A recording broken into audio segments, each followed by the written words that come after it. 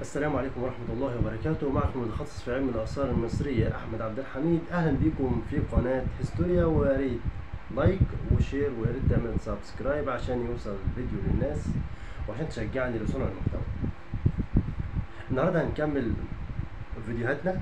اتكلمنا عن التوحيد في مصر القديمة المحاضرة اللي فاتت، والنهارده هنكمل التوحيد وازاي حصل التوحيد. لكن هناخد جزء صغير من المحاضرة اللي فاتت، وهنتكلم عن جزء صغير كده في الأول عن حضارة نقادة التالتة. حضارة نقادة التالتة بتبدأ الحضارة ديت في فترة زمنية من 3200 إلى 3000 قبل الميلاد. في عالم شهير في علم المصريات، العالم كيسر، قال إن فترة نقادة التالتة في الفترة ما بين 3100 إلى 3000 قبل الميلاد كانت فترة فيها انفتاح سياسي واقتصادي وسياسي داخلي وخارجي في مصر قوي جدا. والدليل ان كان في تواصل ما بين مصر وبلاد فلسطين، وطارت الحضاره واشكال الحضاره في مصر في الفتره دي الى من رفح، جنوب رفح بالاخص، الى فلسطين. طيب، قال كيسر برضو ان الحضاره دي او الفتره ديت النصف الثاني من الفتره دي من النقاده الثالثه كان فيها الاسره الصفر، والاسره الصفر ديت فيها 8 ملوك، وال8 ملوك دول من 8 ل 10. مفيش احنا محدش فينا سلم، في بعض المؤرخين قال 8 وفي بعض المؤرخين قال 10، هم من 8 ل 10 ملوك. واخرهم الملك مينا اللي هو موحد القطرين، اللي هو اخر مرحله من مرحله التوحيد، علشان بس ساعات بتحصل لخبطه. الملك مينا مش هو الموحد الاساسي، لكن هو اخر مرحله من مراحل التوحيد، ومن خلال توحيده بدا بنفس الاسره الاولى. طيب، يبقى احنا كده عرفنا ان في من 8 ل 10 ملوك في الاسره الصفر، وهم دول الاسره الصفر. طيب، هم اللي رفعوا رايه التوحيد، ورفعوا رايه المعبود حورس، واتخذوه معبود لهم والحامي في مسيرتهم. بداية التوحيد كانت مقر التوحيد في هراقنوبوليس، وبدأوا من هراقنوبوليس توحيدهم. هراقنوبوليس بعد ما اتحركوا من هراقنوبوليس بدأوا ينقلوا الحضارة بتاعتهم والعاصمة بتاعتهم إلى ثنا. ثنا دي اللي موجودة في طوخ بالقرب من البليانة في سوهاج، اللي هي أبيدوس. ايه الدليل ان ملوك الاسره الصفر تمركزت في المنطقه دي؟ ان تم العثور على مجموعه من المقابر الخاصه ببعض ملوك الاسره دي، وهم حور وسخن وقاع ونعرمر. 4 ملوك تم العثور على مقابرهم في منطقه ابيدوس، اللي هي العرابه المدفونه، اللي هي البليانه حاليا بسوهاج. والعالم كيسر قال ان الزحف بدأ من الجنوب واتجه الى الشمال، ووصل لرفح، وكان بداية نقادة، وكان ده مع بداية نقادة التالتة. يبقى الزحف بدأ مع نقادة التالتة، مع بداية نقادة التالتة، وبدأ من الجنوب لحد ما وصل معانا الى الشمال. وتم تقسيم المراحل دول الى 3 مراحل. في بعض الباحثين في علم الاثار اللي مثلا بيصوروا فيديوهات او بيطلعوا على التلفزيون بيقول لك هم 9 مراحل. هم لما يجوا يتكلموا على 9 مراحل يتكلموا على 9 مراحل لان كل ملك عمل مرحله، لكن احنا هنتكلم على ال3 مراحل اللي هي الاساسيه.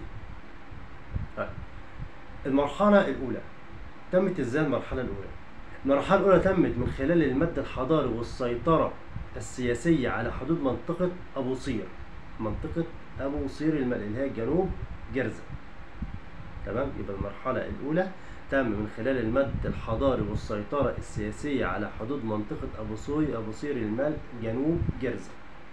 طيب، المرحلة الثانية بعد المرحلة الأولية ما انتهت بدأ يكون في مرحلة ثانية، وهي التقدم والتمركز في منطقة طرخان. طرخان ديت شمال جرزة، هي شمال منطقة أبو صير الملك، وتم العثور فيها على أسماء بعض الملوك، اللي هو الملك قا وسخن والملك العقرب ونعرمر.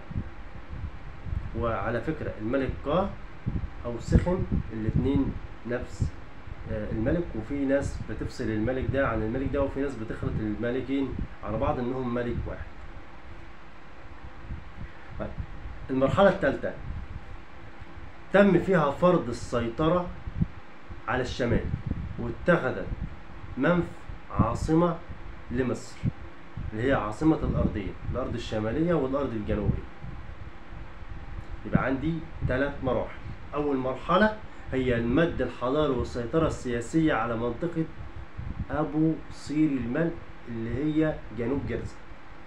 المنطقة الثانية أو المرحلة الثانية هي التقدم والتمركز على منطقة طرخان اللي هي شمال جرزة، هي شمال أبو صير الملء.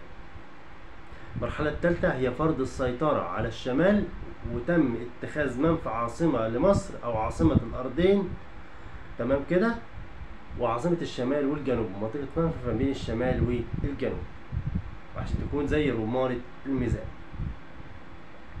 طيب ايه هما ترتيب الملوك في الأسرة الصفر اللي هي أسرة التوحيد؟ طيب آري حور، أول ملك آري حور، تاني ملك حاحور. حاحور، حاحور معناه مؤخرة الأسد. الملك الثالث نيحور. الملك الرابع بحور. الخامس الملك التمساح. الملك السادس الملك كا أو الملك سخن. الملك السابع هو الملك العقرب. الملك الثامن هو الملك نعرمر. وفي 3 ملوك آخرين ازداد نفوسهم في مصر. ال3 ملوك دول هم آخر 3 ملوك اللي احنا لسه قايلينهم، اللي هو الملك نعرمر والملك العقرب والملك كا أو سخن.